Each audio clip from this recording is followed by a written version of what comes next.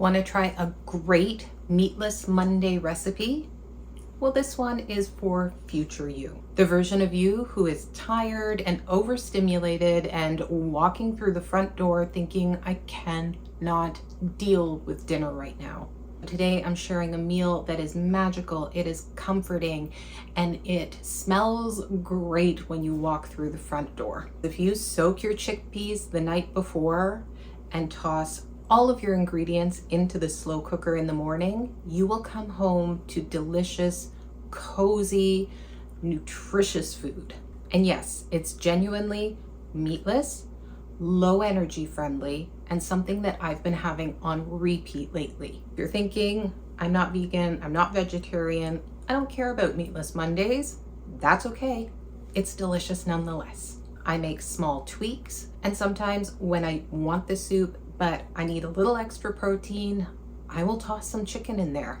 My name's Larissa, and here on this channel, we share ways of making life a little bit easier, especially on the low energy days.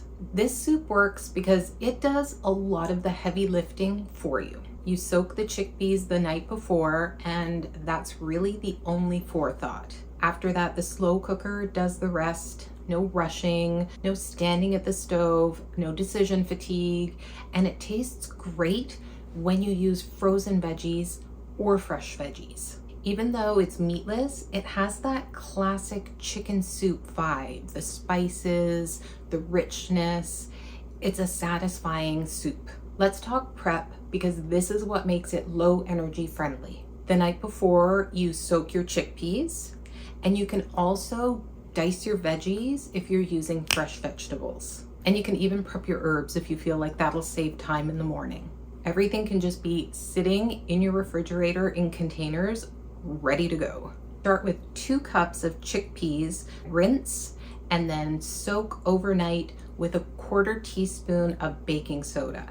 This helps to soften up the outside of the chickpea, and if you do more than a 1/4 teaspoon, it can taste a little soapy, so stick to the lower end of the spectrum. I don't keep a ton of onions around the house, but I always have a couple shallots to toss into my salads, so I use 2 shallots, 2 carrots, 2 parsnips. I use a teaspoon of jarred garlic. If you don't have the energy to chop the veggies, that's okay. Frozen mirepoix, so that's chopped celery, carrots, and onions, works great in this. The flavor profile is a little different because celery instead of parsnips, but if you don't like parsnips, you could choose to just omit them and use celery instead. And if you're too tired and decide to use the frozen veggies and somebody starts at you, you tell them that frozen vegetables are picked at peak ripeness and flash frozen to retain a lot of the nutrients. 6 cups of water, and I've done this with chicken stock before just to add a little nutrient boost, but the base recipe is 6 cups of water, 1 or 2 bouillon cubes. I have found a ton of them at my local grocery store. There's one that's for vegetable stock, there's one that's for herb stock, there's a mushroom stock, so all of these will work well. Heck, if you got cubes of chicken stock at home, you can use that instead. It won't be meatless anymore, but use what you've got on hand. 1 bay leaf and a teaspoon of dried thyme, salt and pepper to taste. And I like to throw in a few peppercorns. I have tried this recipe sautéing the veggies first. I noticed no difference, so I don't bother anymore. Make sure you rinse the chickpeas really well before putting them into the slow cooker, and then you just chuck everything in. 6 cups of water, the bouillon cube, all the veggies, a tablespoon of soy sauce to give it a little umami and a little richness, and then you cover and cook it on low. Around the 8-hour mark is what I usually aim for. I have left it in for 12 hours and it's been delicious. I have eaten it at 6 hours and it is delicious. The chickpeas still have more shape at the 6-hour mark. but they are fully cooked and ready to go. Or you can set it to high for 2.5 to 4 hours, and then you leave, you live your life, or you rest. And when you come home, your house smells incredible and dinner is done. When you're ready to eat, don't forget to remove the bay leaf, taste it so that you can add in any salt, any pepper, any additional seasonings that you'd like to. You can give it an extra splash of soy sauce or toss in an extra bouillon cube if you want to at this stage.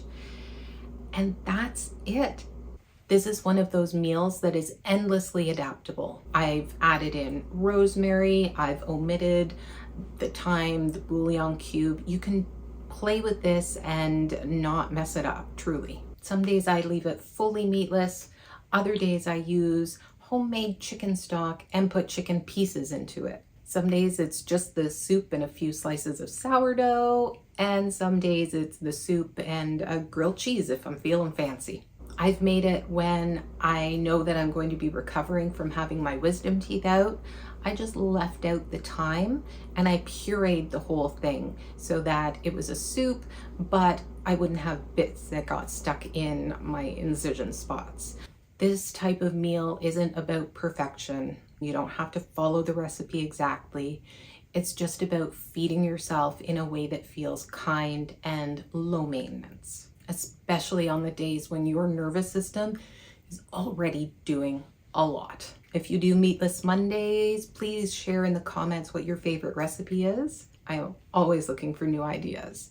And if you try this recipe, let me know how it goes and what things you do to tweak it and make it your own. Thank you so much for sticking with me. I appreciate you being here, and I hope that you remember that you are not alone trying to feed yourself well on low energy or taxing days.